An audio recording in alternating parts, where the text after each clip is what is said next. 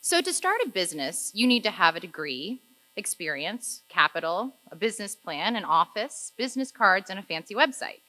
Or do you? What if you have a hobby that you're passionate about, a killer work ethic, and an adaptable mindset? Maybe you don't really have anything to lose. Could that be enough? Oh, a lot of people dream about starting a business, but don't because it's terrifying and difficult. When I started mine, I was also going through my most significant breakup. I was having a tiny identity crisis with my career change, had to move, had no financial security net, and had no clue what I was doing. I cried a lot. Who's crazy enough to start a business in the midst of that? I was born to two people that weren't really into each other or the whole parenting thing. My dad became a total stereotype from the get-go, absent and not really contributing, and as talented as my mom was as a seamstress, she was afflicted by self-doubt and anxiety and could never really get it together. Both were entrepreneurs with amazing skills, but they lacked what it took to build a business. We moved about once a year when I was a kid, and as much as you'd think I probably hated moving, it actually gave me my first love of design. Every time we moved, the first thing we did was set about rearranging furniture and hanging art. We'd hit the local thrift store and yard sales for things that we could transform our home with. It was cathartic and a coping mechanism, but it was also my first discovery of how a space could impact you. Because we moved a lot, I had to start at new schools often. A valuable lesson occurred when I started a new school and was welcomed into a popular, affluent crowd. After a new friend's parents gave me a lift home from school and discovered that I lived in a rough part of town, I was booted from the group. That was painful and weird, but it taught me that to navigate certain circles, you may have to try to blend in a bit for them to give you a shot. I was tired of starting over, and at 16, I decided that I'd had enough. I was already working a couple of jobs and decided to take a stab at self-parenting. I moved out, got my GED, and enrolled in an associate's program at Trident. It took me 4 years to get that damn degree, but I finally got it, and I transferred to C of C. I really wanted a college degree, mostly because I wanted to prove to myself that I could achieve things and create stability. I love design, and I thought about pursuing a degree in it, but it wasn't practical. I was working a 9-to-5 job in corporate America and going to C of C to get a degree.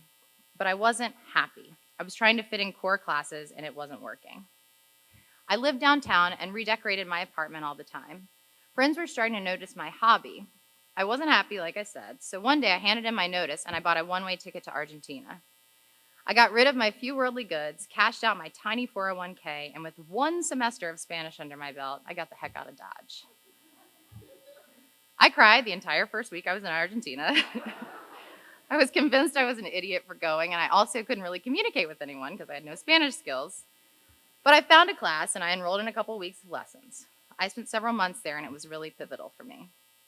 You see, my childhood had taught me that it was okay to be alone. It taught me to cope. It taught me that what I didn't want for myself in life. It showed me that some people care about dumb stuff like money and appearances, and occasionally you have to be a bit of a chameleon to have a fair shot with them. It also showed me the kindness of others. My friends' parents stepped in throughout my childhood to provide me with a safe place to land. The corporate world taught me about navigating politics. It also showed me what I didn't want. The bigger lesson, though, was that when you identify something that isn't working, don't beat the dead horse. Pivot.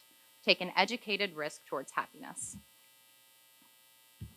Argentina showed me that I could trust my internal risk barometer a bit and that I had my own back. I came back from that trip and I went headfirst into a psychology degree, something I was actually interested in. I simultaneously worked 3 jobs around my school schedule to make ends meet. Then I ended up working at an apparel startup at that time, and the amount that I learned there was incredible. I learned that you didn't need a fancy storefront, expensive business cards, or professionally designed website to be a viable brand. You had to have vision, work hard, and have a niche offering. I loved my job, but I knew that the growth I wanted there wasn't going to happen. I started looking for jobs in big cities in my industry. Meanwhile, my friends were asking for my help with their interiors. I was faced with the decision of whether to give design a go. So I started the business in my little house on Cummings Street.